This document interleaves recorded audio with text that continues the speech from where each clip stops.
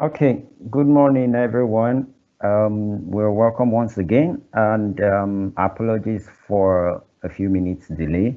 We had to wait for a couple of the participants to join in as well. However, we are going to be starting now. So thank you all for joining this morning, and we're all welcome to this eye-opening webinar that will be focusing on the topic unlocking more capabilities from your security investments and remote work. My name is Paul, and I'll be the moderator of this event that is powered by Reliance Infosystems. While the webinar is ongoing, please feel free to drop your questions in the chat section of this event or note them down somewhere if you would prefer to ask questions verbally during the question and answer section. Also, please ensure that your mic is muted while not speaking so as to avoid background noise and interruptions during the event. Thank you very much. So before we delve in fully into the webinar, I would like to introduce Reliance Infosystems to us briefly. And I would like to start with who we are. We are Reliance Infosystems, a leading ICT organization. We have our headquarters in Lagos, Nigeria. We have our footprints in Abuja, Ghana, Botswana, and Kenya. Reliance Infosystems is a company that is passionate about assisting other organizations to leverage on technology in a way that gives them a much less competitive advantage in the industry. And we operate by something we tag the success outcome philosophy. And as an organization, our business is built on winning with our customers. And as a matter of fact, we do not see our customers as customers, actually. We see them more like our partners, and we see ourselves as co-owners of their business. So this way, we are better, we're in a better position to understand their business challenges and strive harder to achieve success with them because we see ourselves as part of their business. So we don't really operate the buyer-seller kind of business style whereby once you walk in, you buy something and you leave. All of a sudden, you become a stranger until next time when you come to buy something again. No, we don't operate that way. We get to unfold you through the process of making use of the solutions and services that you buy from us. And this way, we get to ensure that you achieve success while using all of those solutions. So we unfold you through the process. So this is actually the reason why we get to measure our own success as a company by the quantum of the progress that we have helped customers to achieve in the course of their business and making use of the solutions they buy from us. So here are our capabilities and footprints. We have advanced specialization in change management and adoption. In 2017, we were awarded Microsoft Country Partner of the Year in Nigeria. In 2020, we are also awarded Microsoft Country Partner of the Year in Ghana. And we have a good certification on data platform, project and portfolio management, application development, collaboration of content, cloud platform. We're also good on data center, cloud productivity, and the likes of it. So we, as a company, we operate on 3 success pillars majorly, and they're namely business transformation, operational excellence, and protection assurance. So I would like to speak briefly on these 3 success pillars that we operate by. Business transformation. We help organizations to evolve digitally while helping them to lower cost of operations, increasing their efficiency and their level of productivity while at that. So we help organizations transform their business by deploying some of these solutions and services that we can see on my screen right now. Identity and access management, enterprise voice and collaboration, data center automation, cloud hosting solution, business productivity platform, enterprise storage, among others. Now to operational excellence as one of our pillars. We see operational excellence as the way people, data, system, and processes are excellently interlaced to create an automated production process. Exceptional customer engagement, robust data storage capacity, and one-of-a-kind business intelligence outcome.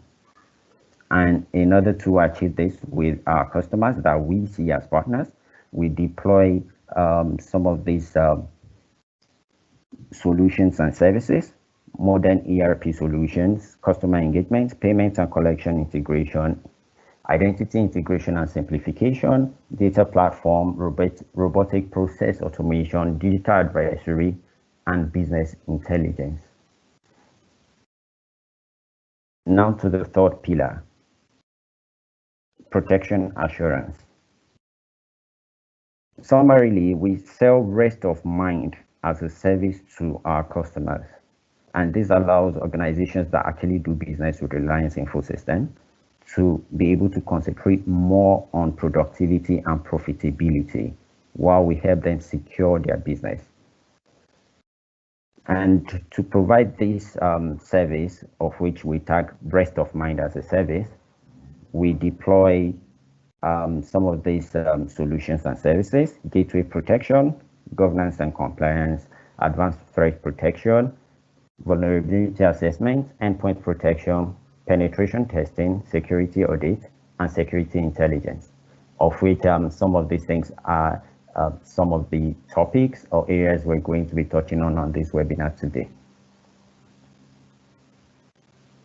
Okay, so that's actually a brief introduction of the industry leader known as Reliance Infosystems. At this juncture, before we delve into unlocking more capabilities from your security investment and remote work, here are the topics or areas that we shall be focusing on in the course of this webinar. Management and control. Under this, we'll be talking about peripherals, web, and applications. Data loss prevention, and under this, we'll be speaking about file rule, content rule. Encryption, and under this, we'll be addressing full disk encryption, file encryption. Then we'll move to phish threat, under which we're going to be talking about campaign and awareness training. Then we'll move to intercept X overview and detect. So at this point, it's a pleasure to usher in our first subject matter expert, Akin Fusika, who would actually be taking us for a start. Will be taking us intercept X overview. Akin Fusika, over to you, please. The floor is yours. Good morning, everyone. Welcome to the webinar on unlocking more capabilities from your security investment and remote work. So I'll be elaborating and demonstrating the capabilities of Sophos Intercept X. So Intercept X, it is a next-gen endpoint protection solution offered by Sophos as part of its product. So it offers multiple layers of defense against known threats. These are threats that have signatures. It also has deep learning capabilities against unknown executables, has anti-ransomware capabilities, and it also has anti-exploit capabilities against to prevent against fileless attacks. So the layers of defense in action offered by Sophos Intercept X, we see it protects at the point of delivery. It prevents ransomware from installing on our system or your endpoints. That's the anti-exploit capability. Then during execution, it utilizes deep learning capability to quarantine ransomware before it runs. And the CryptoGuard feature stops malicious encryption and rolls back any changes to your files. So for the deep learning AI, which offers predictive security, it stops unknown threats, prevents zero-day attacks and never before seen malware. It also blocks malware before it executes, and it is signatureless. It doesn't rely on signatures. It scales effectively. It's extremely effective at detecting new malware. It stays ahead of the high malware production rate we see in our landscape today, and it performs efficiently, just utilizes a less than 20 MB footprint. Protects even when the device is offline, so you don't have to be connected to the internet for it to protect you, and it works out of the box, so there's no training required to operate this. So we see the anti-ransomware capability. Under this, we have the CryptoGuard and the WipeGuard technology.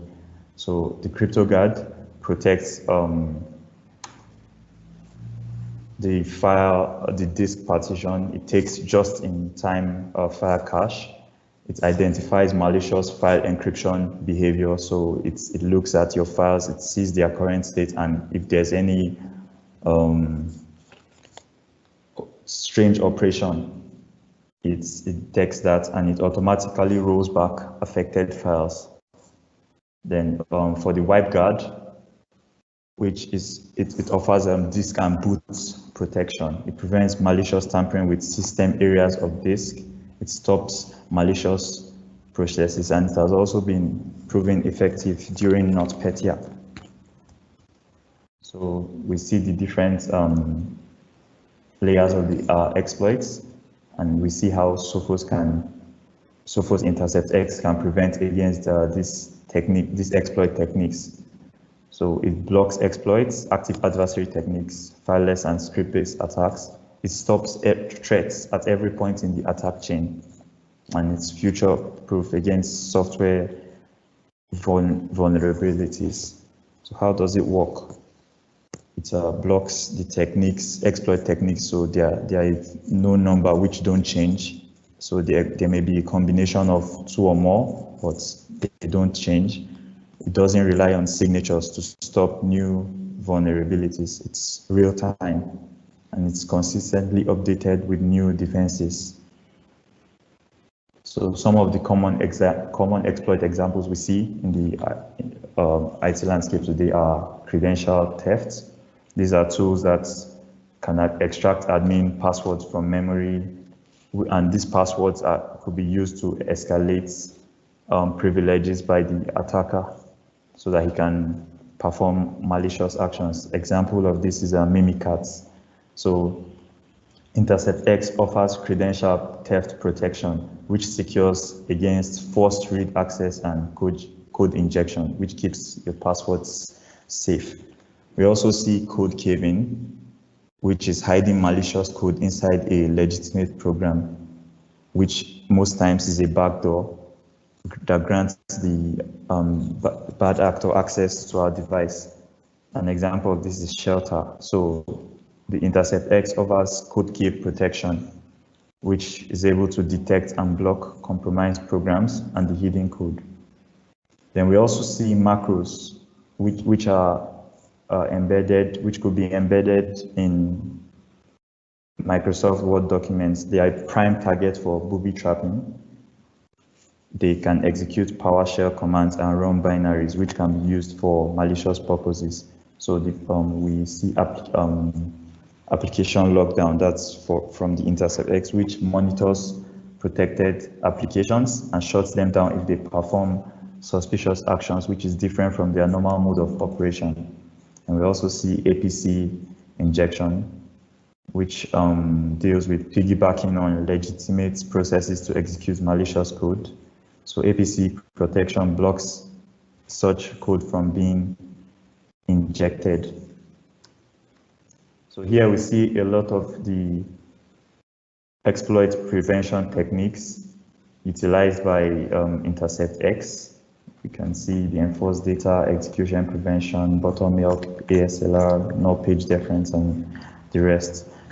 So I won't be going into this, but I will be performing, like I mentioned earlier, a demonstration of intercept X and how it works. So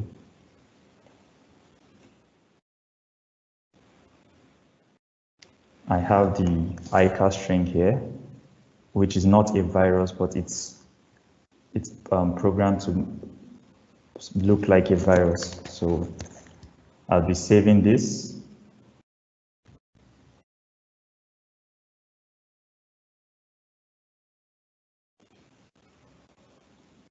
And I'll save it as icar.txt. So on this machine, I currently have Sophos running. It says my device is protected.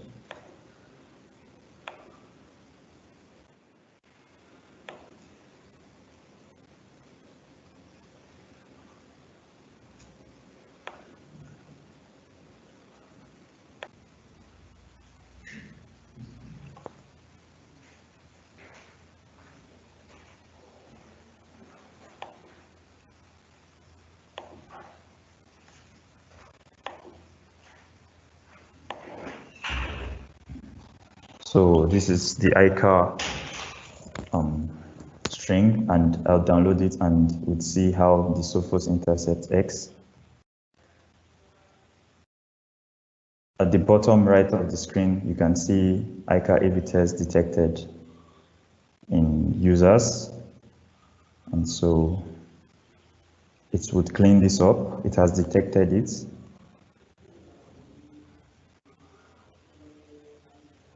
We can see the events and we can see that it has been cleaned up. We can also see the notification to signify that it has been cleaned up. I'll also get the text.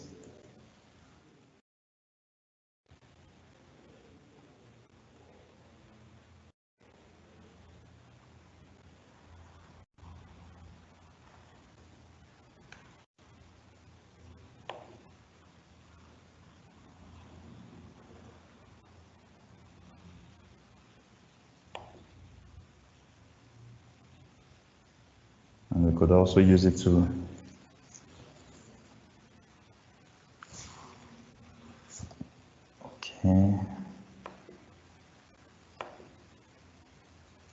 seem to be having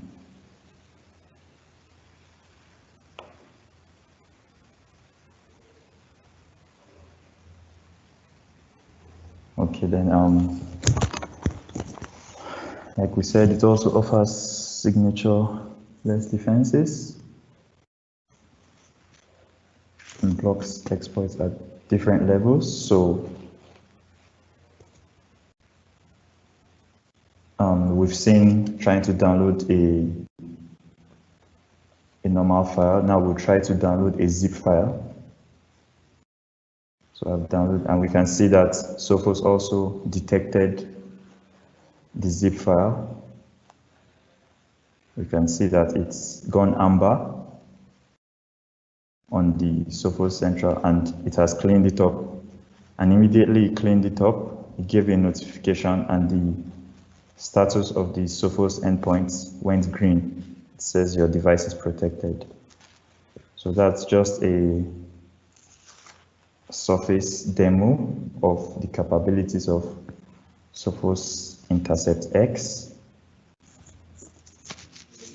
So next we'll be talking about peripheral control policy, and I'll be handing over to my colleague, Mrs. Omolara Oladimeji, to take us through this. Thank you very much. So I'll be talking on the control policies, and which has been divided into 3 places.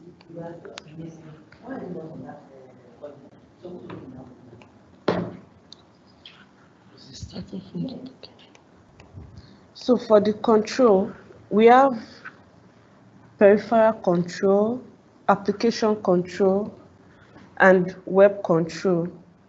So for the peripheral control, you have the ability of monitoring and monitoring peripheral devices that are being used in your organization or from your end users' systems. So you have opportunity of seeing them and controlling what they can do on those peripheral devices. So on your peripheral, so we have 3 policies which you can create. You have ability to disable the peripheral control, in which they won't be able to use peripheral devices on their workstations. You can also decide to monitor them but do not block, so you see what they are doing with those peripheral devices, and you can also do control access. So I'll be taking us through the practical to see how and what we can do, how we can go about these policies and how it looks like. So here is our Sophos Central. We have the endpoint protection and we have policies. So as I said earlier, we have 3 control systems. We have the peripheral control and application and the web control. So for the peripheral, I have a policy here named demo.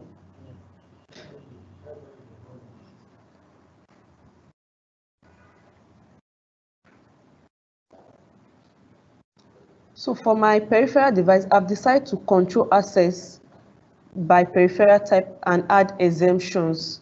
So this gives me the opportunity to monitor and to view the peripheral device that has been plugged onto any workstation in my environment. So once I have this control, I'll be able to know the number of devices that are being used in the organization from each system, which we attach the name of the system and the users to it. So I'll be able to know that a particular system from admin department has been using this particular device.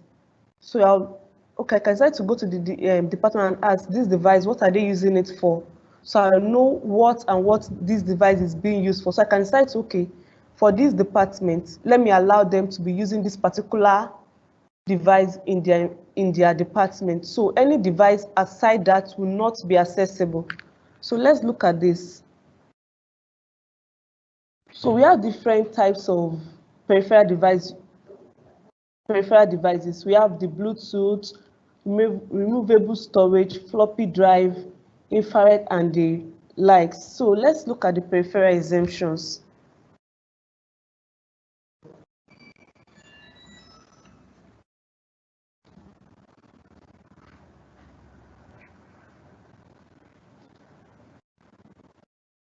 So for my environment, I've made use of 2 devices on my workstation. So now I can see them. It's giving me the model ID. It's giving me the last user. It's giving me the type of peripheral device that was used. So on this, my policy now, I have the opportunity of allowing them. So I'll select this device. Then I'll come to policy. Can decide to give allow, that is give full access to this device, or read only.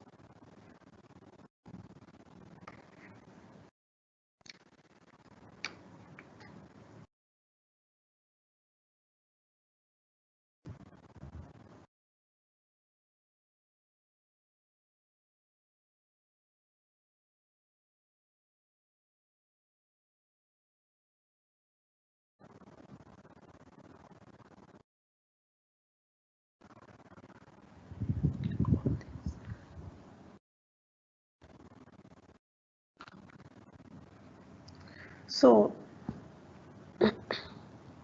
that's all for the peripheral devices. So we'll move to the application control.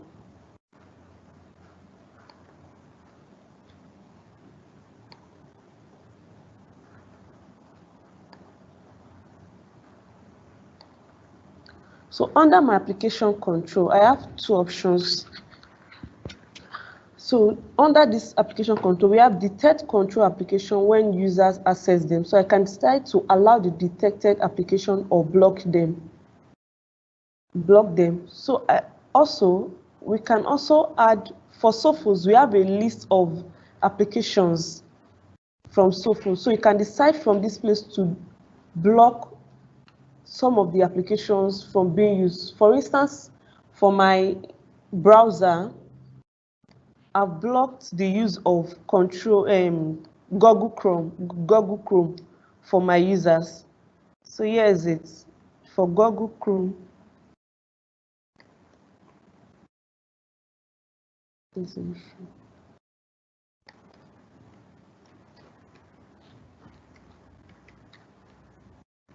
So Google Chrome have been blocked. I've blocked it before.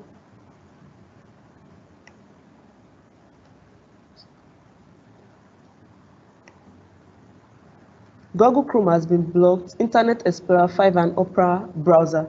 So let's check the outcome of this policy to see the effects. So here is my Google Chrome, which has been installed on my system. So I'll try to open it and see if I'll be able to access it. So this is the error I got from my Windows and also from Sophos, that application not allowed in your organizations. So as you can block as many applications in your environment, you can start to block Opera Mini, any application you can think of and that you don't want your users to make use of on their system. You can block them and they will get this message that this application has been blocked, is not allowed in the organization.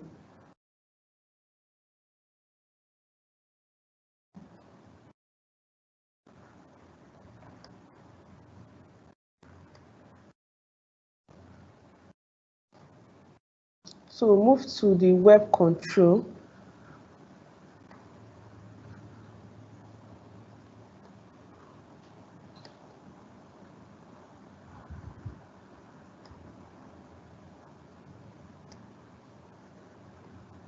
So for my web control, there's what we call website management. So what you need to do firstly on this web control is you first create a website management tag. For instance, I want to block Facebook. So I'll go to my website management and I'll create a tag named chats. Then I'll add the URL of, for instance, maybe Facebook or Instagram. So I'll add the URL, then I'll add the tag chat to it or social media to that tag. So from there, I will now come to my web control. So under my web control, then I will add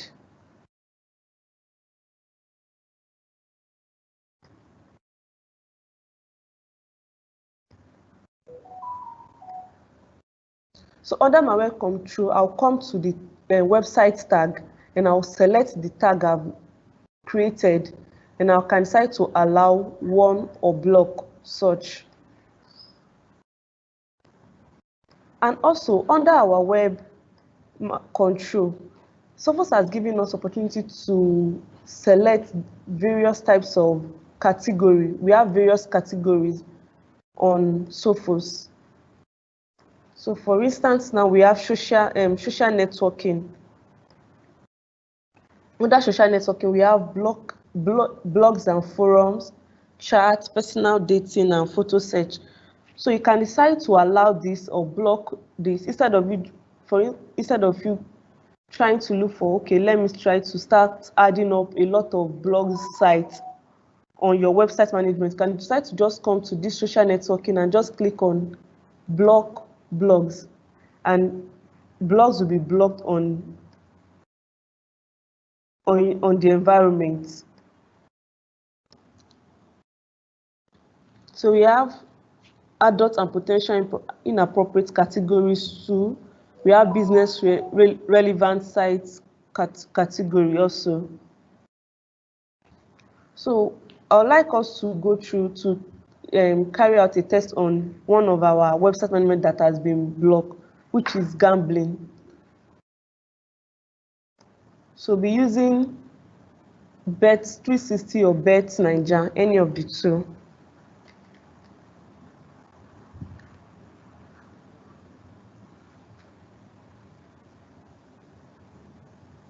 So I have this Bet Niger on.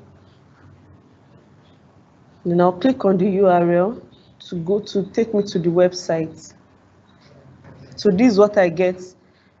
The connection for this site is not secured. Reason being because I've blocked this URL on my Sophos endpoint policy. So it has been blocked. And I'll also get an alert from Sophos here telling me that access to the location www.betniger.com was blocked for users this and this. And also this alert, I'll also get this alert from the administrator end also. So whatever alert I get from the end user will also be reported at the administrator's end also.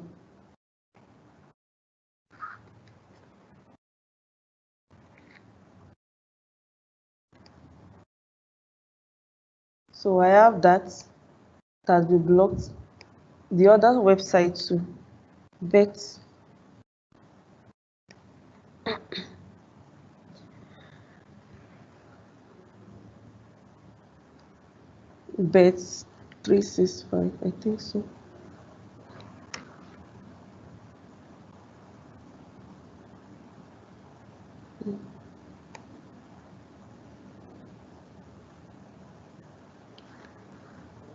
Let's interpret.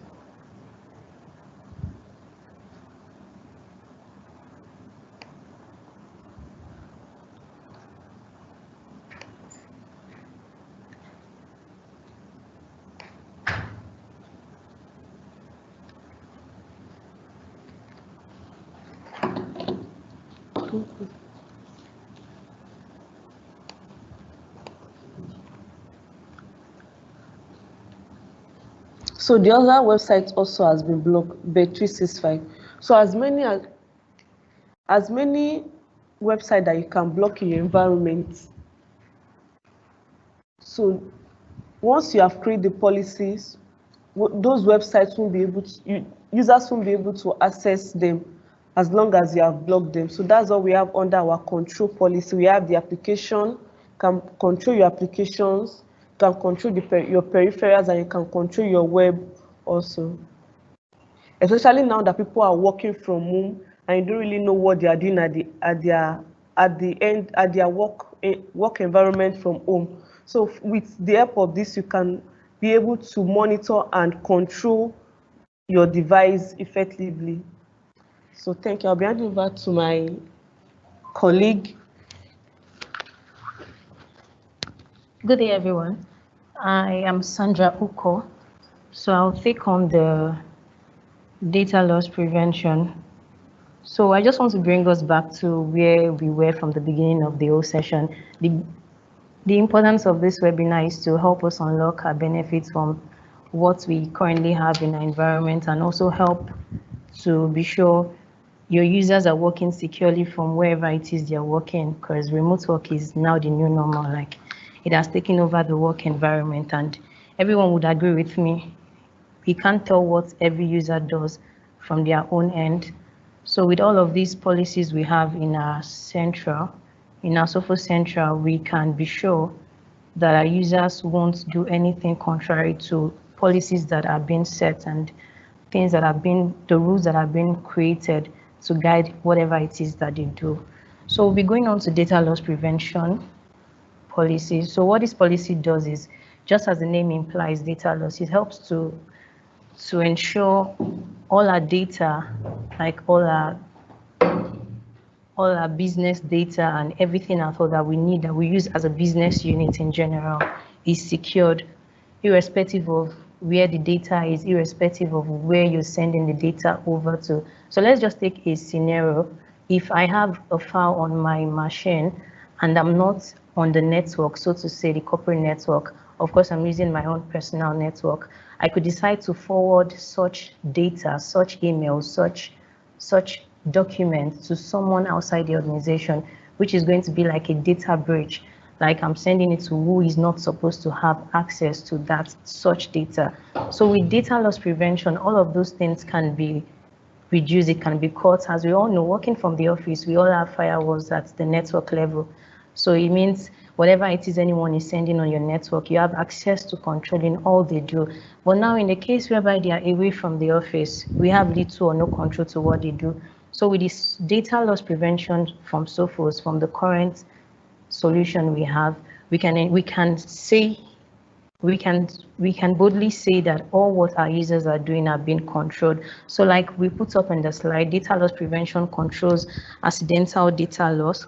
It helps to monitor and to restrict the transfer of file content. So in this case, it works as a file content rule as well as a content rule, like a file rule and a content rule. So it means you can decide to configure a policy to say each file any user is sending, you have access towards it. You can say, no, I don't want you to send this. Of course, we know there are going to be laid down rules as to what and what can be sent, what and what cannot be sent. So we also have the leverage of doing a content rule. So such rules in general are being configured to users and computers. You can also configure to your servers as well. So it all depends on what you want. So the same policy you have across your endpoints, you also have it across your server, though with some differences. Like for the server, you have the server lockdown, then you also have the file integrity, which is just file monitoring integrity. So those are the two specific things that are not on the endpoint. And of course, we know the server has a higher role to play in an organization. And we shouldn't forget our users are the weakest link. Anywhere, anytime, any day, users are the weakest link. You get different things, and all you want to do is, something pops into your email, drops at you, and all you want to do is just hijack and see what is there, even without knowing what that particular thing is. Okay, so go to the next slide. So for data loss prevention policies, we can have like many rules. We can say a particular rule, we have a particular policy, we have several rules, in the sense that I could have a policy to say, I want to block access to people sending out sensitive information like their account details, like their BVN. For example, let's take the finance organizations as an example. For the finance, of course, the account number for each user is key. That is like the distinctive thing that distinguishes man A from man B, meaning I have an account number that is unique to me, someone else has an account number unique to them. So for such organizations, you can say, okay, for this particular policy, you know what, I'm going to block policies, I'm going to block the rules that says, I don't want nobody sending an account number over this particular thing. You can say let's say over email, over flash drives, and anything at all you want to configure. We're going to be seeing how that works out and how that plays out. So we can also have messages to say you want to confirm the policy. If you have to send it, if you want to transfer a file, you can say, I want to transfer this file, confirm it. And you also get one that blocks it immediately, meaning your administrator does not even give you the leverage to either allow or block. So it is just set to block and allow. So for us, for everybody working remotely now, because that's what most people do currently. So for us working remotely, we can get all of these configured on our Sophos Central. So you would be rest assured that yes, all your sensitive data are intact. And aside this, we're going to be seeing all the policies that, because I know a lot of us will have questions around, you're saying the policies will be, the data will be intact. What if someone copies over a flash drive? So that's what the USB is preventing. The peripheral control that was talked about earlier by my colleague Omolara. So that's what it is preventing. It's not going to allow them transfer it over a flash drive, over any major removable drive or something. So it's not going to allow for any of those to happen. So at each levels, we have the policies that stop each and every operation we perform. So as we go further, we'll delve in and see more of these capabilities that a lot of us have, but we do not know we have them, and we do not know we can achieve so much from them. So let's go to the next slide. So like I talked about, we have the file and content rule. So the file rule is, let's say I'm sending a file named demo, and I can decide to say, when I do a right click on that my demo file, I want to use like an Outlook add-in to say, I don't want this person to be able to send this.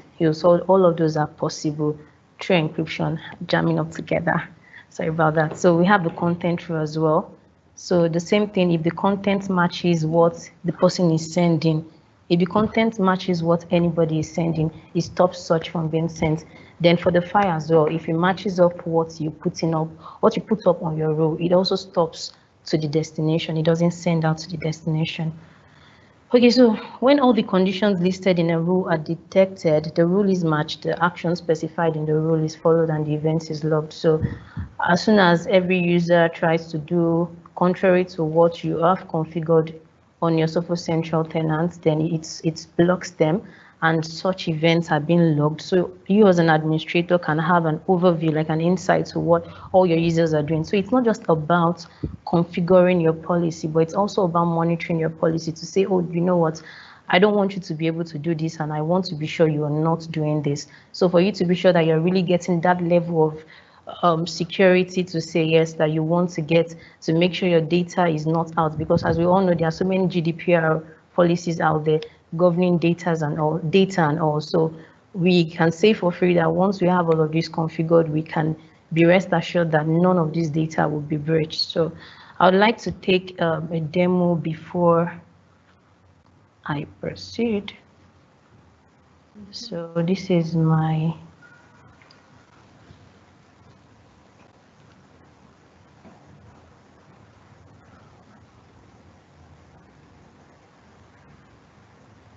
okay, so this is my demo environment. I have a document here.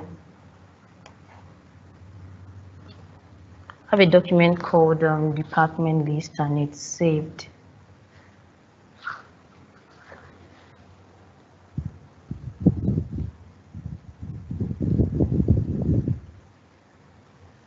Okay, so I want to try to send this to myself. Okay. So we all saw the contents of the document list. I'm going to show us how the policies are configured.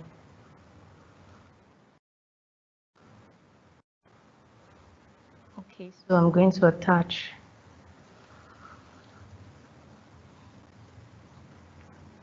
Okay, so here I have a department list. So I want to send this.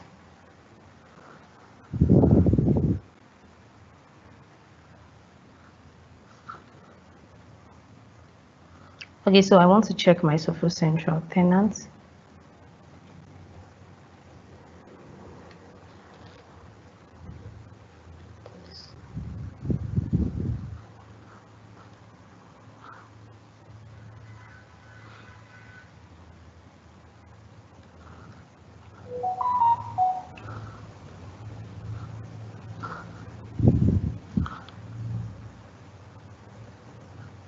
Okay, so I want us to just have an overview of what the policy looks like. So this is a data loss prevention policy page where we can decide to add the kind of rule we want. It could be a content rule, it could be a new rule, but as it stands, we already have a policy here. So all I'm going to do is just to edit so we see what was configured.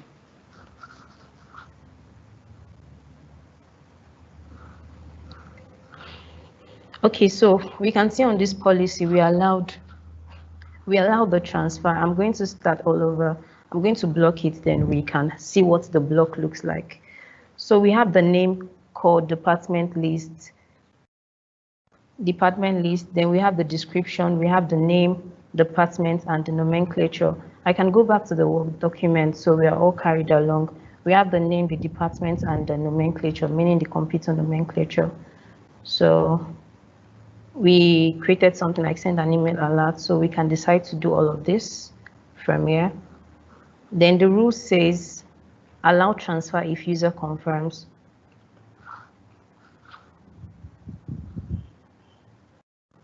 And this is what the file content rule has. It has a department list. Then the destination is over email clients, internet browser, instant messaging, then internet browser, voice over IP, and storage. So allow if users confirms, then we click finish. So that's for the first policy. Then on this path, you can decide to say your policy should be enforced, because whenever it is you configure a policy, you should always have it in mind that you have to enforce such policies, because if you do not enforce it, your policies will not be active, not until you do that. So if you do not enforce, it uses the base policy that was given on Sophos Central. So we can just save this, and I can take us through the other rule.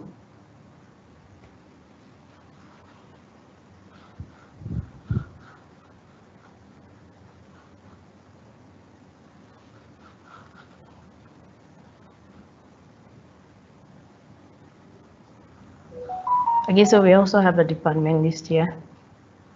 Let's see if this is, okay, this is supposed to block transfer.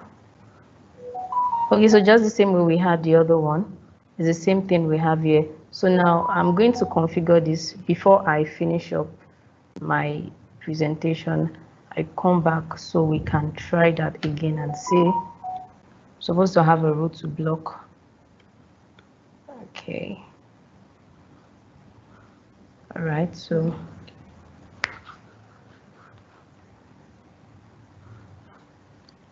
I want to check something.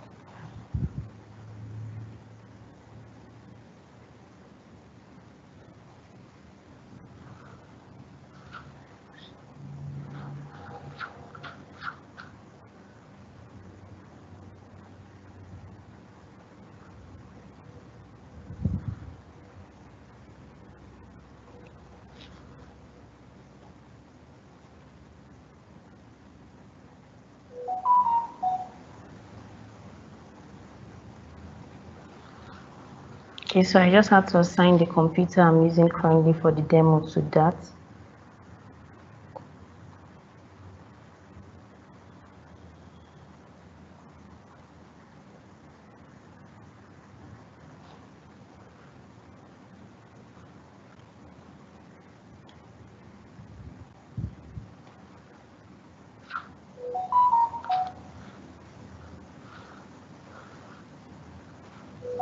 Okay, so our policy is enforced already. I'm just going to be updating my client computer so we can get to that later. So I'll be running an update here.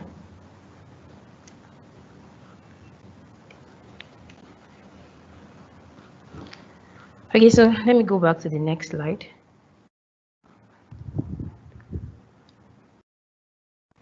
We'll come back to this. So the next thing we have is the encryption.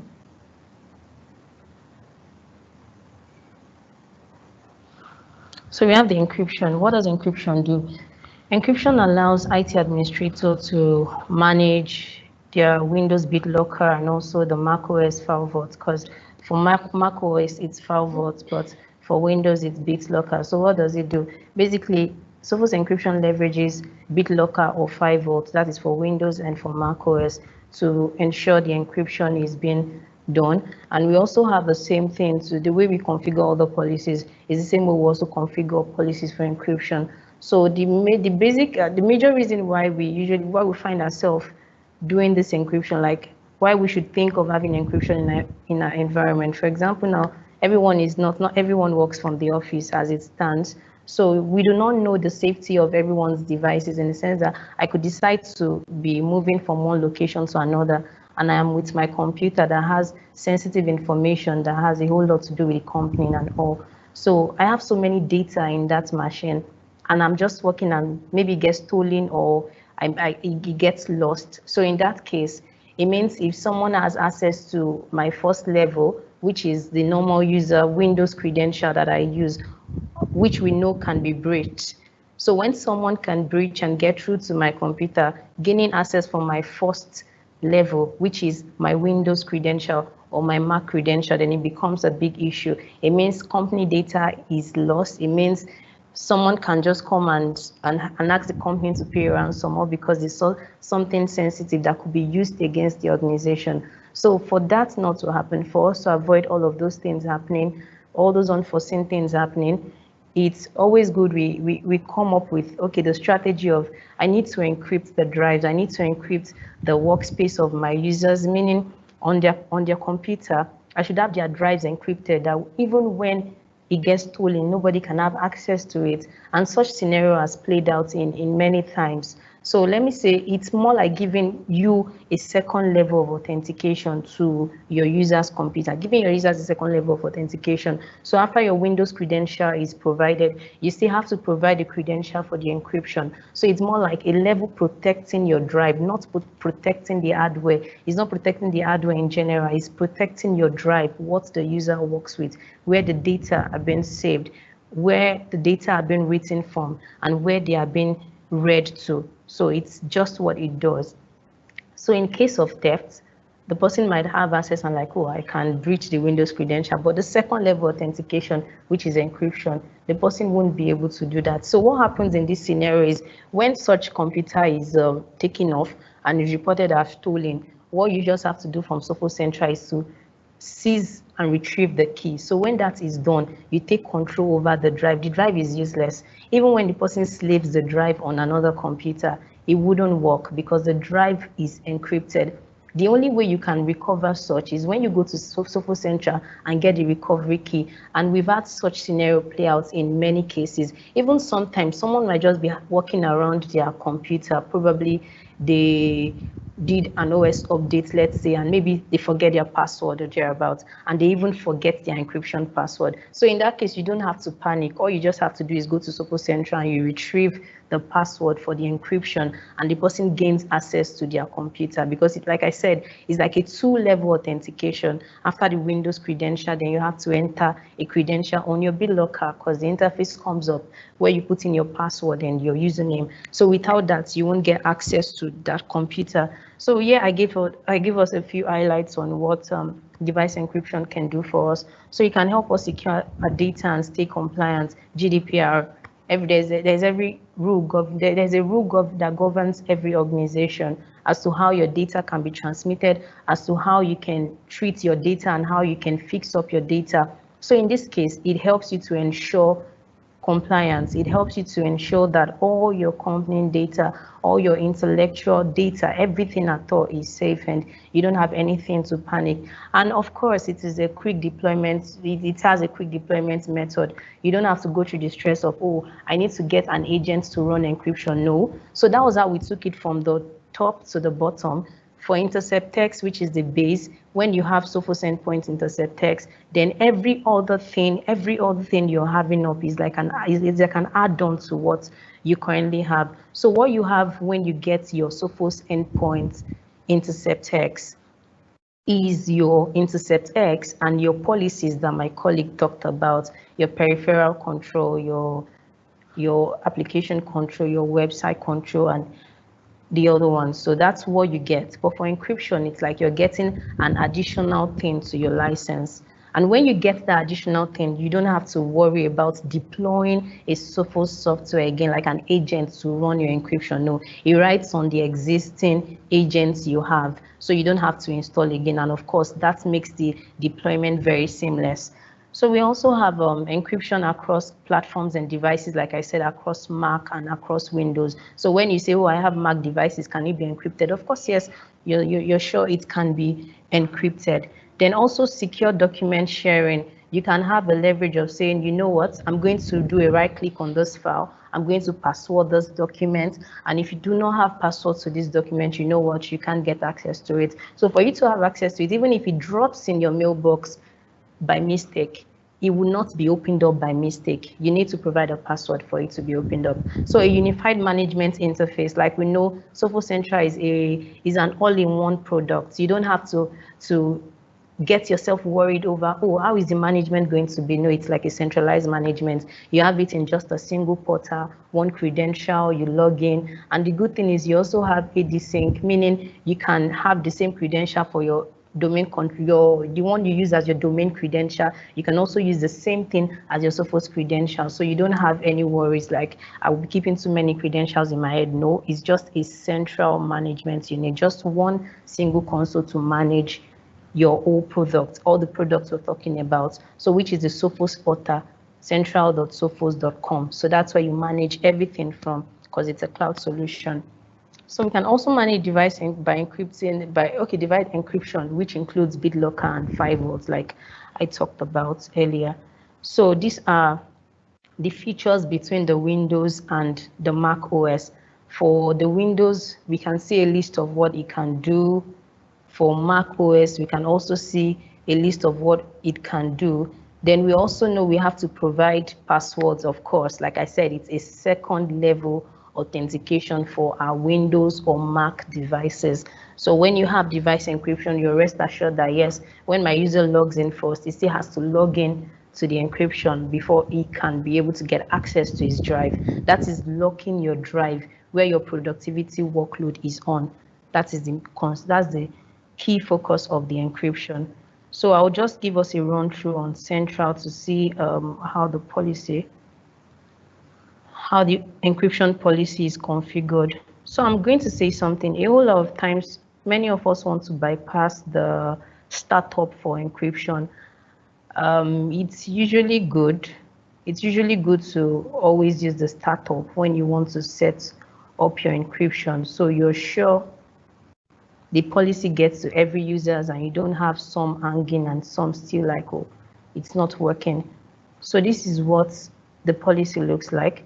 So for this one, device encryption is on for all computers that would be having this Sophos agent from these tenants on their machine. So you can decide to encrypt boot volume only, but that is going to defeat the purpose. What is the boot volume being encrypted when we can encrypt the old drive that we use? So we're not going to check that because we want our drive to be encrypted, the old drive to be encrypted. So we can do a require startup authentication. Then this require new authentication password shows the number of, I would say the validity period of that user password. So if you set it to 1 month like I did, it means after 1 month, the users have to be prompted. They'll be prompted like to set up a new password and a PIN, but most of us do not want to go through that, so we can leave it on 0. But for compliance, it's still not a bad idea to have it like, let's say 3 months, just the way our password on our domain controllers expires and the users have to change their passwords for them to be compliant and be able to use your network and work effectively. So we can also imbibe same culture when it comes to managing our encryption on Sophos Central. So I did this, encrypt use space only. You can decide to say, okay, you know what, because the thing about the encryption is, let's say you have a drive of a 1 TB and on that 1 TB you have like 900 GB that is being used. So it takes longer time, but it encrypts. I'm just giving you an illustration. So when you have unused space and use space, I think it's always good. You can decide on what you want. You can decide to say, okay, all my free space and the spaces that are being used, encrypt it. You can, just encrypt my use space only, just like what we did here. Or you can say encrypt all. If you're encrypting all, then you have to uncheck this guy here. So for here, we're encrypting our use space. Then for Windows devices only, this is peculiar to Windows devices only. You can have this feature called the enable right-click contents menu, meaning on every file I drop on my computer, I can decide to say, oh, you know what, I want to do a right-click on that file. I want to block anybody from seeing it, even if anybody gets access to my computer, even if I send this file mistakenly to somebody and I don't want the person to have access, the person needs to request the password from me. So that's the essence of the right-click context menu. So you can right-click them. For somebody to open it up, you have to give them the password. So enable Outlook add-in, meaning when you're working on your Outlook and you want to send a file that is encrypted, it won't even go through, except you allow it to work.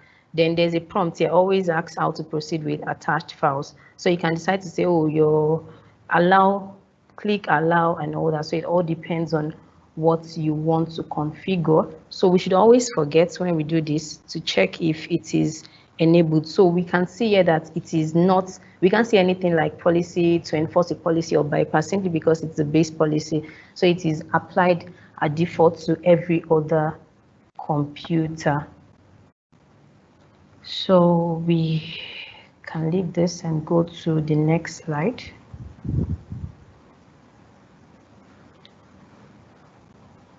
Okay, which is fish threats. So before I continue with the fish threat, my colleague Paul has an information for us.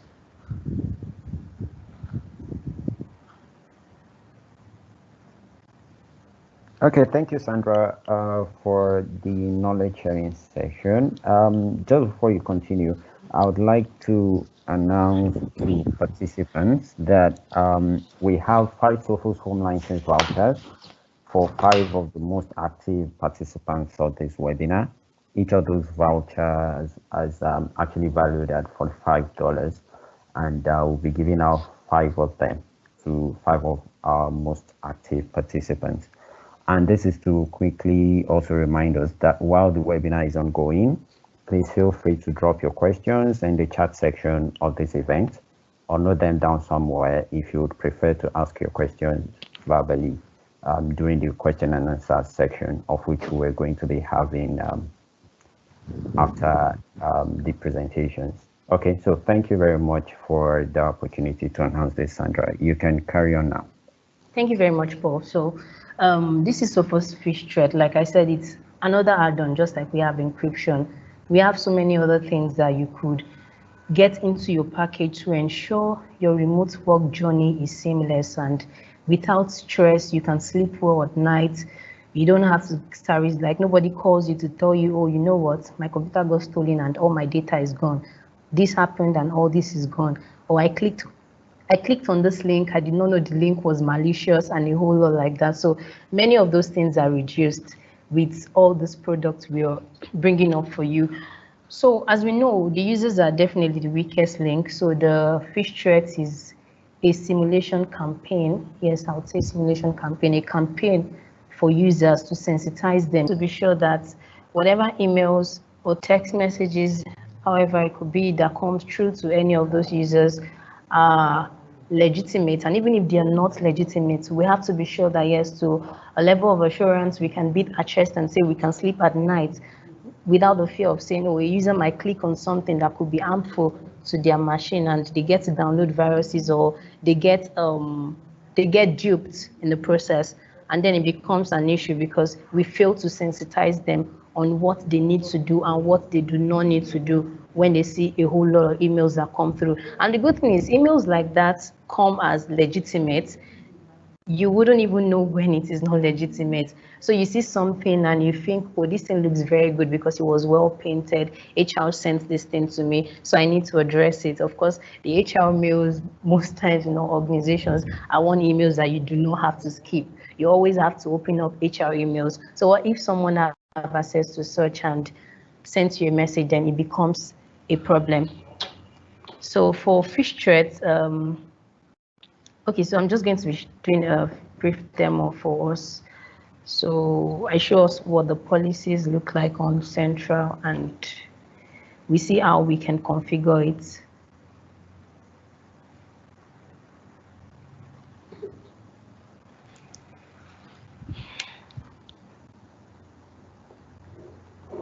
So this is a fish threat. A campaign was pushed earlier, but we would have to we can go through to our campaigns.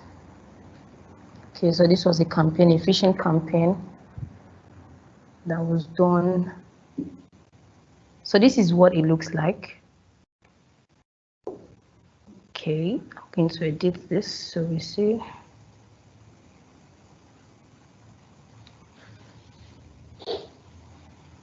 Okay, so this was a phishing campaign that was targeted to single user, not many users.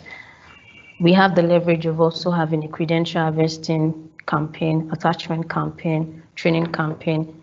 So it depends on what you want to sensitize your users about, what you want them to be aware of. So we have sample emails that your users could see as legitimate when it comes to them, a whole lot of it. So this was chosen, the first one here was chosen for the campaign. So we can click on next and edit. Okay, so. Okay. All right. So.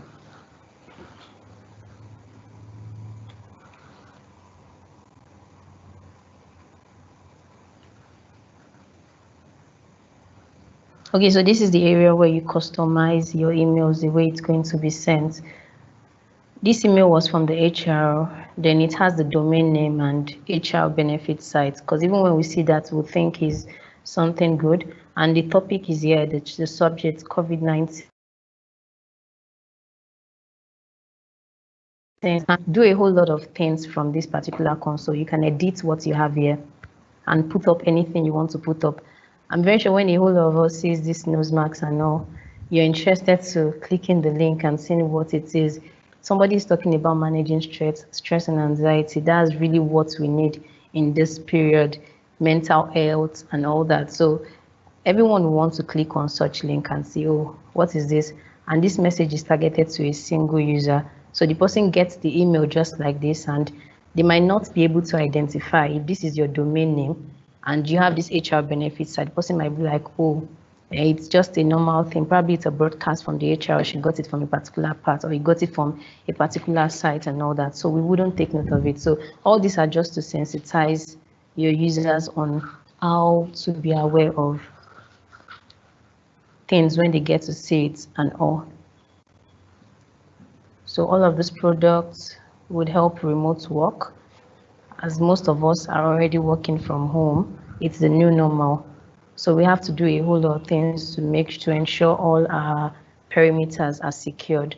So this is how the phishing campaign is being created. So when you check the user email, you see it. If the user was assigned the training, the user goes through to the training and all of that. So now I'll be handing over to my colleague. Okay, sorry, we have the OEM, we have the specialist. Okay, so I'll be handing over to Christopher Odutola. So Chris, you can take it up from here. Thank you. All right, so far the team has done justice to the solution called Central Intercept X Advanced. This is a solution that gives you next generation protection. You've heard a lot about what can be done in terms of control, as the peripheral control, the application control, DLP, web control, and all that. And how you can have multiple rules for multiple people, users, user groups, computer groups. You have flexibility in all that. And you can have different rules that also expire. So you could have rules for temporary staff, for auditors who come into work, and then the rules could expire at a particular time. You don't have to remember it. For example, you could set up a rule to expire on a particular date, right? So that particular date, you don't have to remember it. It will automatically prevent the user. The user will go back to the base setting, as it were. So that way, you don't have to remember to disable a rule that could lead to. Also, for the protection side, we are very, very strong when it comes to zero-day protection. When you hear about Intercept X, the X in Intercept X actually means intercepting exploits. So that means we're able to identify malicious files. So all the malware we see in the wild, about 400,000 of them every week, notice that they use a combination of exploits. Right? Currently, there are less than 40 known exploits. Intercept X is able to protect you from all those known exploits, in addition to the behavioral detection that has been mentioned. But one key thing that we've added to Intercept X is EDR. EDR is endpoint detection and response. Why do we still need EDR? We've already told you how good Intercept X is with zero-day protection and all that. So that's about 99.9% protection. So why do we still need something else, to augment that? So Intercept X is great as protection, but because we said it's 99.9%, there's a minute chance. There's a 1 in 100,000 or 1 in 1 million chance that some bad applications might make it through as a false positive or otherwise, or a false negative. So EDR is the detection layer. So if we're not able to give you 100% protection, which nobody can, we should be able to give you 100% detection, which is where EDR comes into play. So EDR has what we call an AI model that helps to sieve through traffic. It helps to continue the investigation after the endpoint has handed over to the OS kernel. So a file has been downloaded or an application has been downloaded, it has been inspected by Intercept X, virus total and all that, using behavioral, scanning and everything. Seems to be legit, right? So it allows the file to go in. So EDR does not trust any application. EDR continues to monitor even after the endpoint has handed over. It needs to check, what is this file doing? Is it trying to connect to other locations? Is it trying to duplicate itself? Those are the kind of things that EDR pieces together to say, no, this is suspicious and needs further investigation. for you to convict it. The aim of EDR is to prevent false positives as much as possible. Right? So what happens is when you use machine learning, behavioral learning, your challenge is to not block, an important document or important file that you need for your business, and also to not allow a file that could damage, the organization. So you have to find a balance between the two, and that's where EDR comes in. So EDR is able to inspect and give you that confidence that this file that has an uncertain reputation, has this level, in terms of attributes, code similarity or file path location, has this chance that it could be bad, and you have to investigate. You actually need this file on your network or not. So these suspicious events, the threat indicators, they're automated, right? So EDR does that. We call that lead-based threat hunting. So it presents you with a case showing you, these are the files that we can see have, some kind of attribute that we don't understand that you need to investigate further. And then you can then decide, if you want to keep the file on your network or not, or if you want to move the file on your network. So let's say, for example, now you have this IT student. I'll call him John Smith, from a private university, very young and very, very smart. He's able to bypass all your firewall rules. So you create firewall rules to block any application, he will bypass it. How will you do that? Of course, shadow IT is one.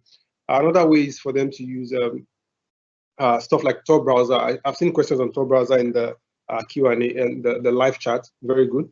A lot of users will use those, tunnels, the VPN tunnels, to bypass your policies.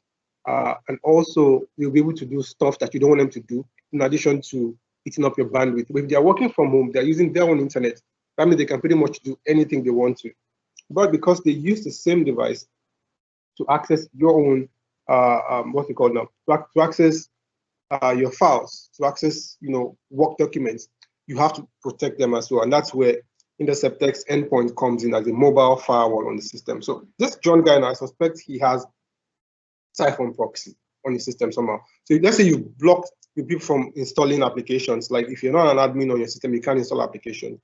I could just come in here and type, Siphon. I just want to see if anyone has Siphon in my network. So the system checks and comes back with 4 reports. So 2 servers, 2 computers have Siphon proxy. One particular one has 6 copies of Siphon proxy. So I can go in with EDR, I can see the details, I can see the exact locations, where this guy has the Siphon proxy installed. Right? Shows me that. It even shows me the latest status, where it's run and all that. It shows me the hash of the file, right? So it gives me that much information. That's what you can get from EDR. EDR gives you full visibility into your entire network. You can search for anything, IDM, BitTorrent, whatever it is. You suspect people are using something. Or even, let's say you enforce DLP.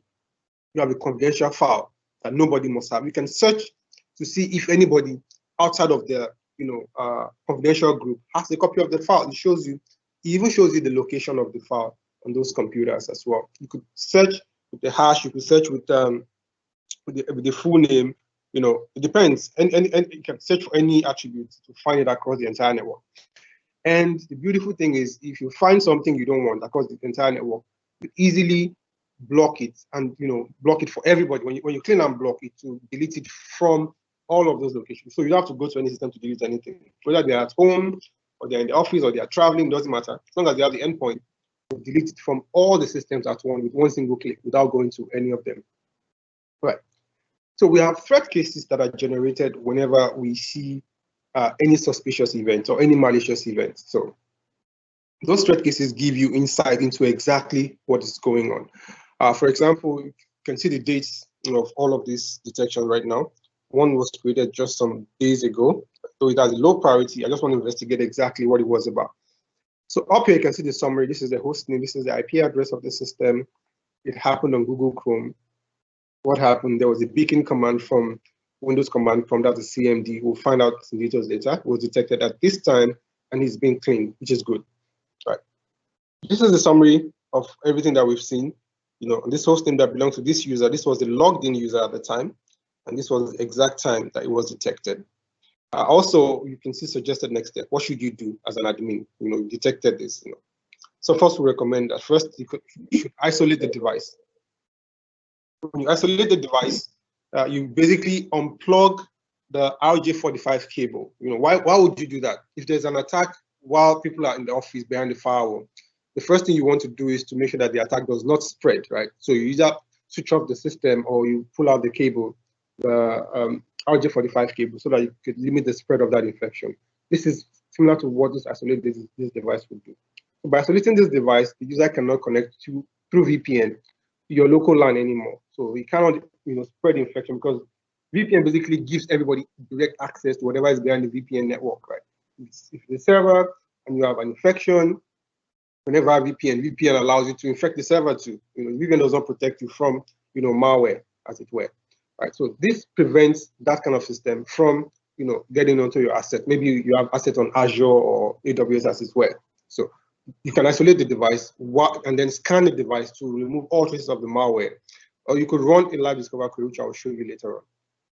In addition to that, you have visibility into exactly what happened. So what you can see right here is the visualization of that attack. This is quite noisy. There's so many things here.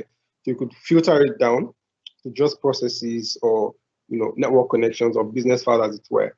Or you could just reduce this graph to a direct graph, which shows you exactly the summary of what happened.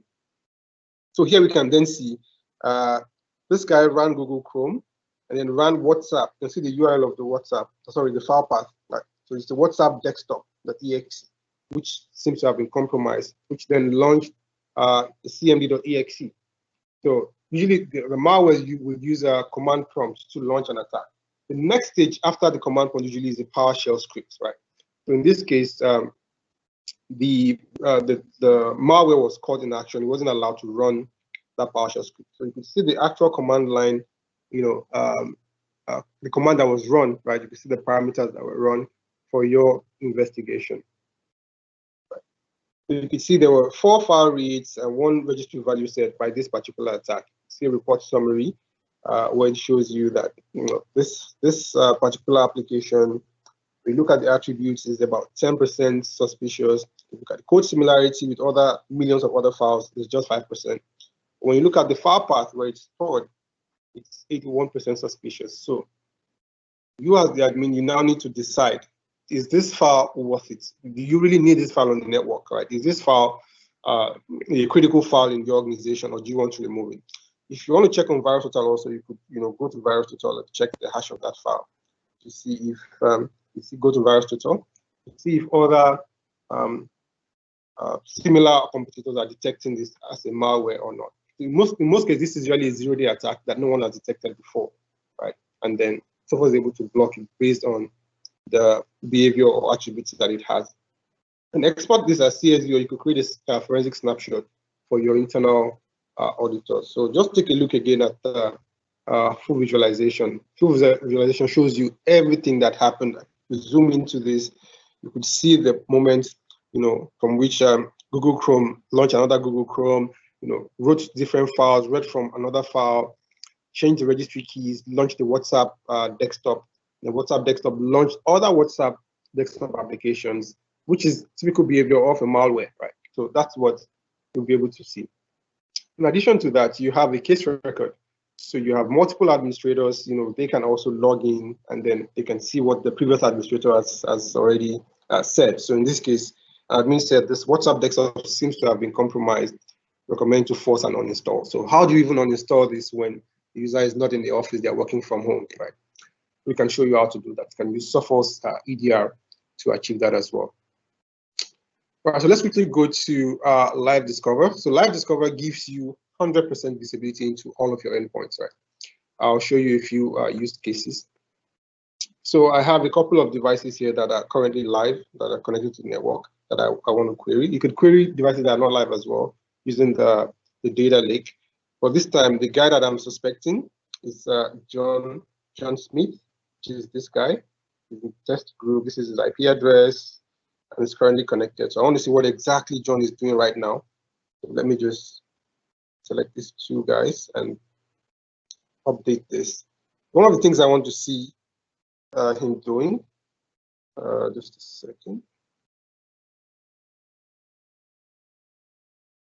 So I would like to see all the devices that are pending restart, right? So when users download Microsoft updates, they need to restart the system for it to take effect. A lot of users would delay that restart for a very long time, right? So in this case, I'm going to run a query and see if any of them are pending restarts. So the query is executed. I can see that out of the two, John's laptop is pending reboot, right? So I'm going to reboot his machine, whether he likes it or not. So that will be done. But then I'm not satisfied. I want to see more information about what John has been up to.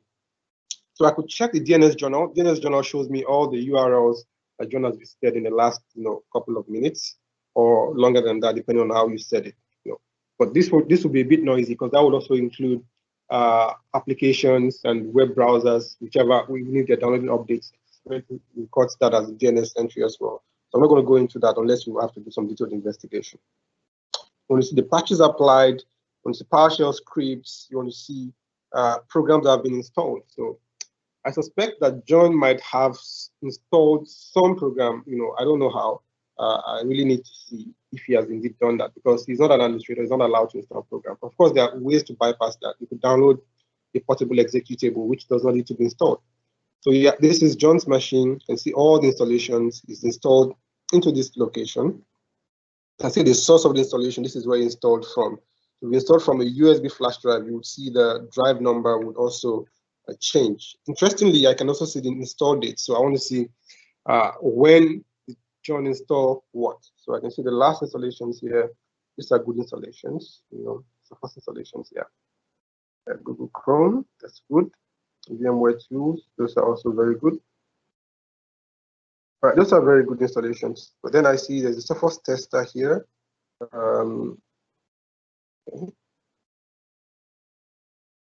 Okay, I see PuTTY here as well. PuTTY is one of the forbidden applications which you shouldn't be running on your network in this case. But this guy has PuTTY. He installed it from here and installed it on the 30th of June 2020. So it shows me all of that information. Good. So I want to see exactly what he's doing right now. So this is what he has installed, but that's not enough. I want to see if he's actually running any of those forbidden applications at this moment in time. So I'm going to run what we call a process tree. I want to see the entire process tree that he currently has right now. So I'm going to run the query. This usually takes a little bit of a time. While I'm doing that, I want to check on John's view. This is what John will see. You will not be able to see it, but John can see it. So this is what John can see. I'm going to try to split my screen because we are not supposed to be working on his system. This is supposed to be coming from our side, right? So you can see John is running PuTTY. It's probably running Siphon Proxy as well. Siphon Proxy is also running live. So we expect to see all of this in that report, right? So I'm going to, let me split this screen.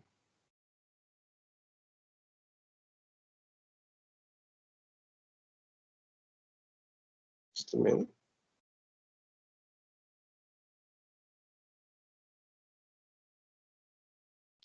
All right, so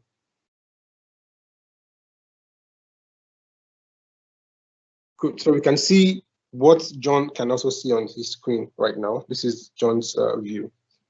Now, the report is back. These are the programs he's currently running. The processes he's running on the system. They all look good so far. Nothing overly suspicious. But then you begin to scroll down and start seeing some, funny applications. Right? You see PuTTY here. I see Siphon here.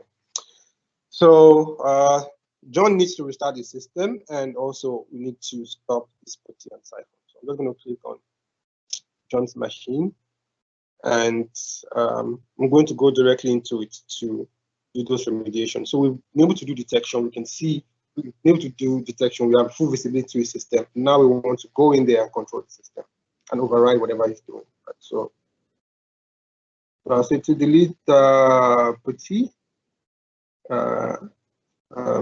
restart.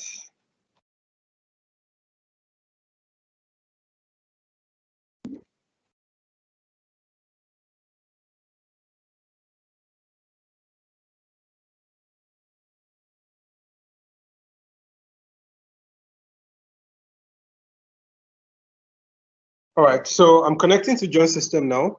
All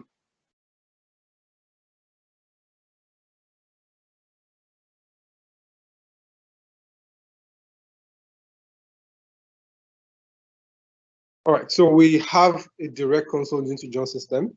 The previous commands I showed you were based on OS query. They are not Sophos commands. OS query is an open source project for you to query operating systems. So all those commands that we have schema tables for, checking CPU utilization, checking, if systems have connected to certain network IP addresses, if systems are running RDP sessions, it gives you 100%. You can see anything about a particular system. That's what the OS query project has been about. So now we have a connection to John's system where we will be able to run those queries. I think I lost connectivity once there. I'm just going to do that again.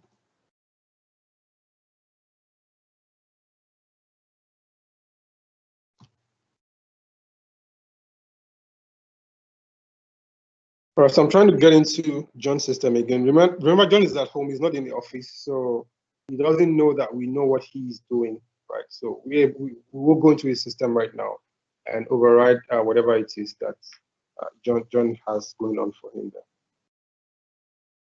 All right, so cool. So you can see John's IP address, you can see the operating system that he's currently running, and now we have full access to his system. So these commands are MS-DOS prompt commands. If you're using Linux, that will be Linux bash, right? So these are basically MS-DOS prompt commands because John is running a Windows 10 laptop. I'm going to split the screen as well so that we can have direct access into that.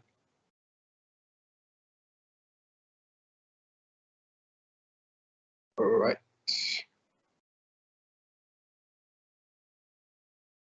So push this to the side. Good. Okay, so the first thing we want to do is, first of all, we want to stop the processes he's running. So I'm just going to run the command. So I want to stop PuTTY, and I want you to see what will happen. Just look on the right side of the screen. Don't look at the left. The left is you, the admin. The right is what John can see on the screen. So John does not know we're connected to his system right now.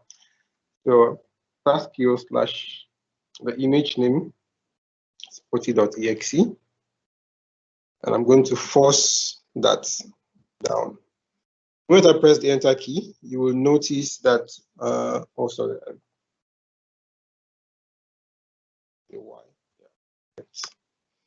You can see that PuTTY has disappeared, and when you look at the file manager, the task manager rather, you see PuTTY is no longer there as well.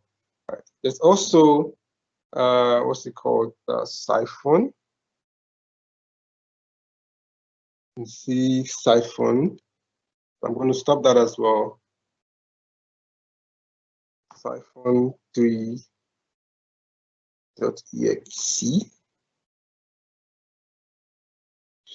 All right, Siphon has also been terminated from the task manager. You can see it's also disappeared. So if John was working with those will now effectively be closed. So, as I said, there's a lot of things you can do with this screen. You can uninstall applications, you can install applications, you can reboot the system, you can invoke PowerShell commands and the rest. So one of the things I like to do is to use this tool to install a VPN client, right? Let's say people are working from home and you need to install a necessary VPN client, like a Sophos Connect client, for one of your users or one of your bosses, right, who can't be in the office. And there's no other way to push that client if you don't have SCCM enabled or anything like that. So if you have the EDR, you could also use it. Like I said, you could use it to download, you could use it to install applications, to uninstall, to restart, to delete, do anything. Let's even try to delete. So you can use it to stop services as well. But in this case, I'm going to try to delete. So this is John's laptop. These are all the files that he has running for him right now. So I'm going to go into, let me go into the Sophos folder. That's Sophos 2. I'm going to go into Sophos 2.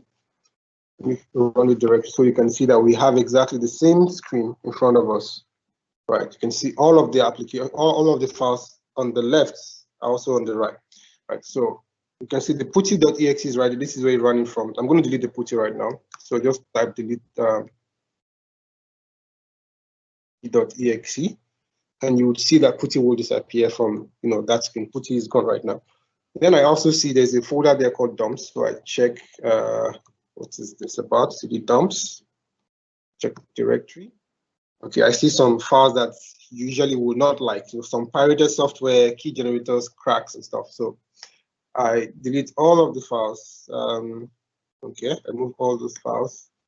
Yes, and those files are gone. And then I also want to remove this folder, this dumps folder. So when I remove the dumps folder, you will notice on the right side that it will disappear as well as soon as I press the enter key. So dumps folder is gone. At this point, John will then start suspecting it seems the admin is working on my system, right?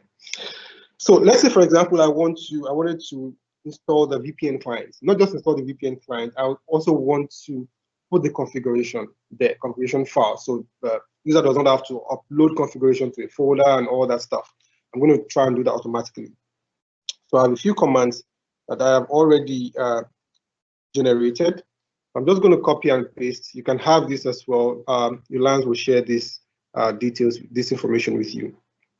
So in this case, I'm just going to run this command as it is, and it will help me to download the file to that particular folder, right? So all I need to do is just paste this, and then it will automatically run all of those commands one by one. So what is basically going to do is to go to the internet where I have already created this file, download the file, output it to give it a name locally, and then once it gives it a name, I can then go into the folder where it's been deployed and run that installation. And when the installation is done, I would also download the configuration file and push it to the required folder where it's supposed to be. In this case, the configuration file, which is Sophos test.tgb, should go to a folder within C/program files/imports, and it's going to be there so that when the user launches the VPN client, the configuration is already there. They don't need to enter any new configuration. Right. So that's what this is going to achieve. Once this is done, we will then reboot the user's computer. So the user does not need to do anything. Does not need to give us any what's it called? Any access. And mind you, this user is a normal user. It's not an admin user. If this user wants to do anything right now on this system, they will need to enter they will see a UAC, that's user access control, asking for the admin username and password, which they must have, right? So that's what they will get, and that's the difference. So this tool is giving you, admin access to any user system, wherever the user is, and that's why it's protected with multi-factor authentication. So you cannot use this feature if your admin is not signed in with MFA. I'm going to show you the audit logs as well, where you can see the logs. All those queries have been running on the OS query side on those systems. You will see, which admin logged in from which public IP address at what time, what query did he run, when he did go to live discover, at what time, from which IP address as well. So it saves all those logs. Nobody can say that someone stole my credentials to do this, because the person would also have to use multi-factor authentication. So the download is completed right now.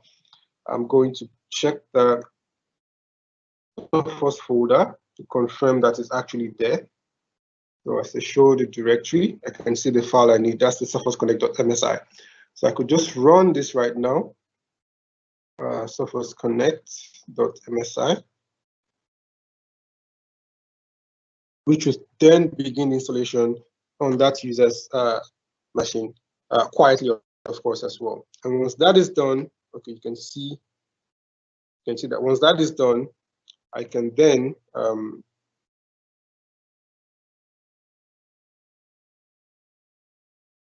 going to use this to push that installation, the actual file, to where it's supposed to be. So I'm just going to go back to PowerShell.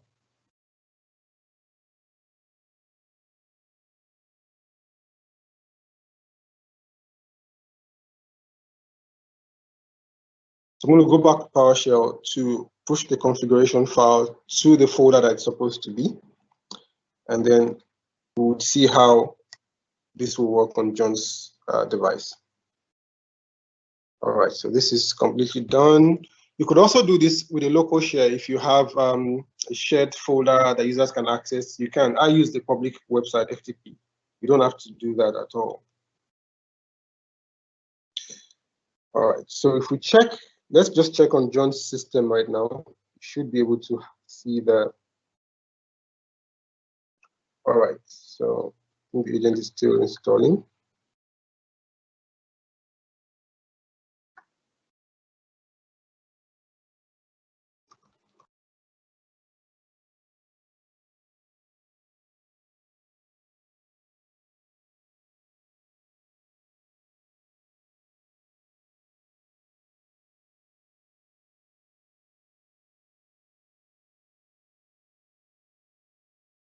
Just a minute, let me check.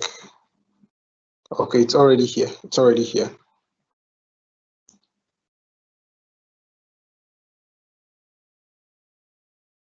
All right, so once we run it now, you should be able to see that the configurations have already been pushed to that particular agent. So there's really no need to start importing configuration, which most users cannot do. If you're working from home, they don't know how to do this, so you have to take control of their screen to do that. But you could do this quietly without controlling anybody's screen. And once it's done, just tell them, go to your desktop. You will see the icon, that double click on it, run it, and then you'll be able to connect to the Office VPN. All right, so in this case, I think the firewall might be down.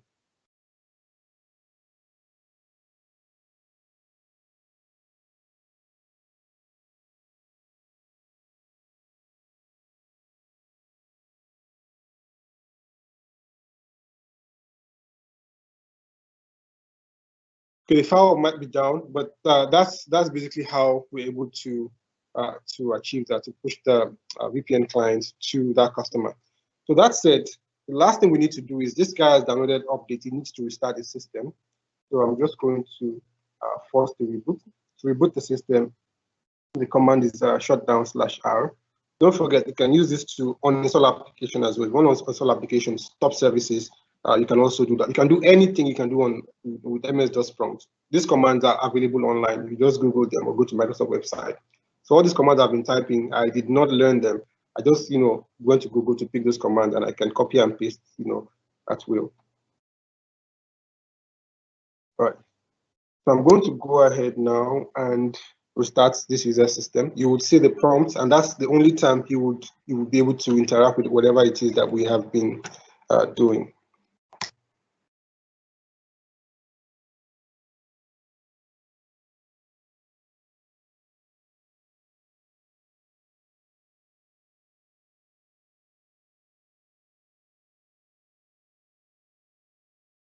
So I think I made a mistake there. I typed the exit command, thinking I was still in the PowerShell.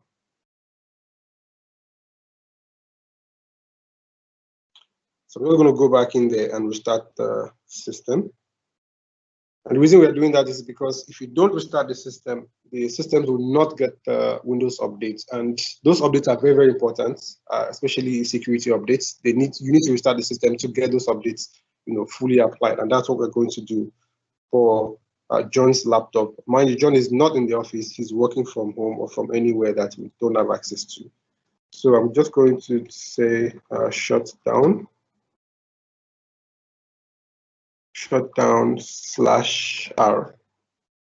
Press the enter key. You can see the message on John's system. Let me just take this away. So it's telling John that John is about to be signed out in less than a minute. So in less than a minute, the system will restart. Whichever update it was that John downloaded will then, be applied, and he'll be back online again. So we could see from the Surface Central that John's machine was pending reboots, right? We saw that as well. And we could see that we could also come in here and do some remediation, not just visibility, not just information. We're able to then respond. We're able to take action because the John system is restarting right now, which was done remotely. So these are the things that some of the few things really that you can do with the Surface Intercept X advanced endpoint, which we'll be showcasing to you. So you've seen all of the features that includes web control, application control, DLP, peripheral control, and zero-day protection itself. So if you want to work from home, you want to have peace of mind, you want to have full control over your entire endpoints, infrastructure, this is the solution for you. And this is a solution that you have a partner that can support, a partner you can call on, to help you, when the chips are down. Now, going to the audit logs, you could create, support, create reports that could automatically generate themselves after a period of time. You want it every day or every week. You want the parameters, you could select exactly what you want to see in them. Someone asked that question previously. So you have the hero report, for example, that gives you a CIO snapshot. Shows you which systems are protected, how many threats were detected, what your license, counts like. It gives you just a one-page report, half a page report actually.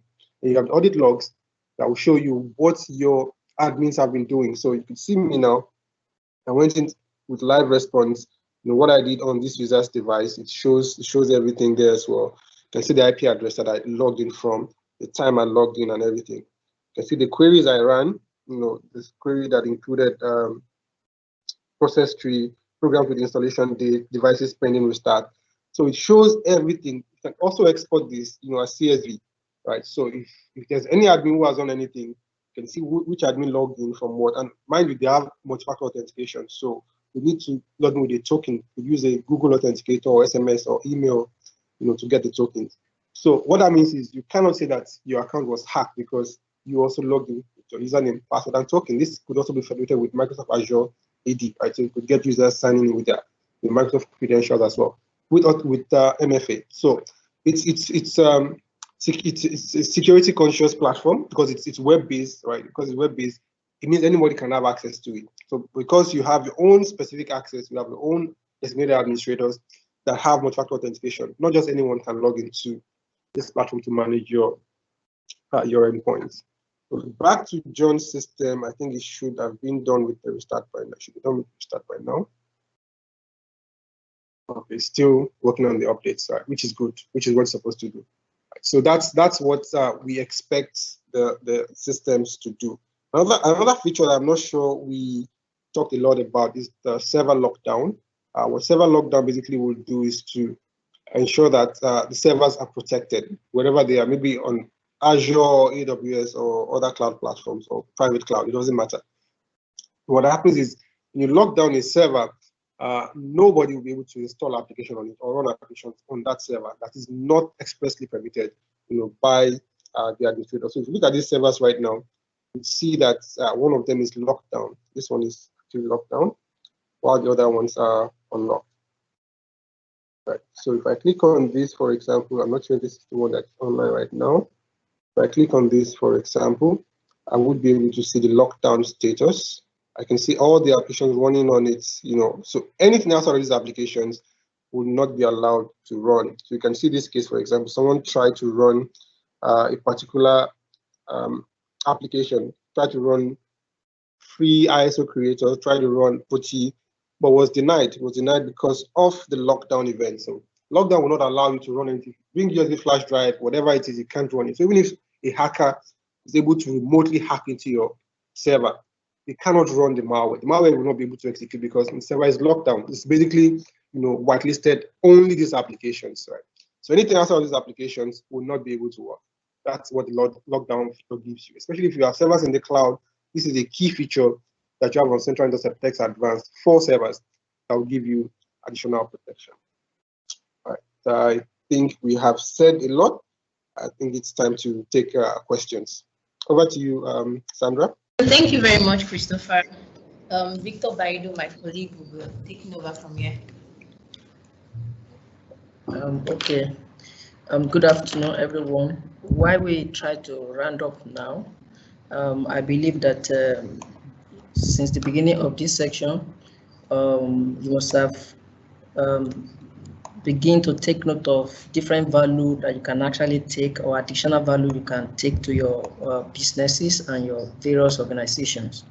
Part of which might actually be from what the investments you currently have today. I believe to unlock some of these features and components, most of them you don't necessarily have to buy any additional licenses to be able to unlock them. I think it's only EDR, like the section that Chris took, is basically EDR components, so that you need to have before you're able to join those facilities.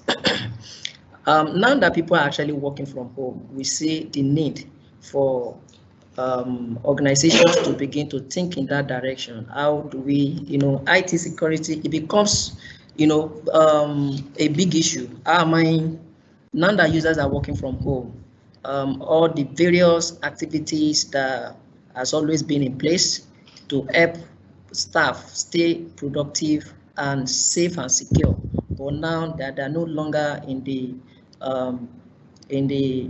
within the four walls of the organization, the firewall policy and all of that is no longer following the user, it becomes very difficult. But with the web control, application control, and peripheral control that you were shown, you are able to actually continue to provide similar protection and safety to your various users' systems, even as they work from home. But in addition to that, I quickly want to show you, I believe you can see my screen. Can you see my screen? Okay, yes, we can see your screen now. Okay, so basically, in addition to all that you have actually heard and seen, I know many of us are currently Sophos customers, and I believe that you should be familiar with most of the things that have been said. But in addition to that, I just want to do a quick walkthrough. In addition to what has been said, there is something we also have Sophos server protection, which was not specifically mentioned. Other OEM doesn't necessarily have this kind of solution and protection. For example, let's look at a Windows server that is running Active Directory.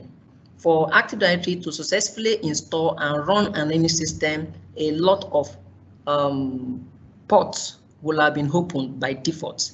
So, and these are different ports that require a special protection to be able to safeguard and protect such a server and system. So that's one of the reasons why the normal protection meant for workstation cannot actually suffice to protect your servers. Hence the reason why for Sophos we have that dedicated endpoint for servers, and we have different components such as a server lockdown that you can actually use to fix and retain a particular state of a server, even in the face of any issues or challenges that might come up in the future. We'll also have something called the file integrity that you can actually use to monitor a particular crucial or critical server parts of or file share locations in your premise. So in addition to that, we also have mobile device, Sophos Mobile, that can actually help businesses further enhance their security portfolio by also extend the same security that they have on the workstations and their servers to their mobile devices. You believe with me that there is no organization that can have a policy in place today to say users must not use their personal devices or mobile devices to access company information. So, but where that policy is not in place and you don't also think about how to protect your the mobile devices that will be accessing those workloads, is also a very big challenge. We have the encryption that has been talked about. We have wireless, which is also an access point that you can that can be integrated with either Sophos Central or Sophos Firewall. We also have an email gateway. The email gateway, what that does is to actually create or provide additional layers of protection, for your messaging platform.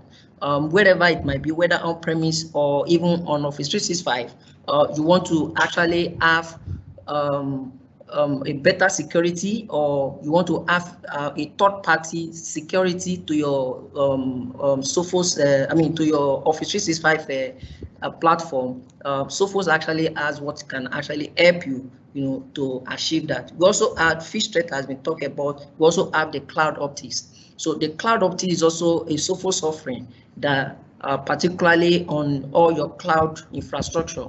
Today, we all know that the roadmap has always been that organizations are actually moving to the cloud. So in that case, whether you have your workload on Microsoft Azure or AWS or even Google cloud platform, you can actually leverage Cloud Optics to be able to deliver or rival feasibilities into each of these platforms. For example, it's going to take a while for you to be able to come up with the network diagram of your infrastructure, for example, which this tool can actually give you at a click. It can actually give you a network diagram where you can see how traffic actually flow in and out. You can also get a lot of security advisories, by going into the tenants and see any loopholes. Probably there is a firewall that is turned on or that is turned off somewhere, or whether there is a particular port, maybe some of those VMs that are currently that are running on the port, the default port, or the RDS default port, which hackers can actually leverage, particularly because it is in the cloud. It means that it is more vulnerable. So such things are not actually meant to be. They are not meant to be open. So they are meant to be more secured and more protected. So these Cloud Optics actually give that type of feasibilities, whereby you are able to provide additional layer or enhance your security,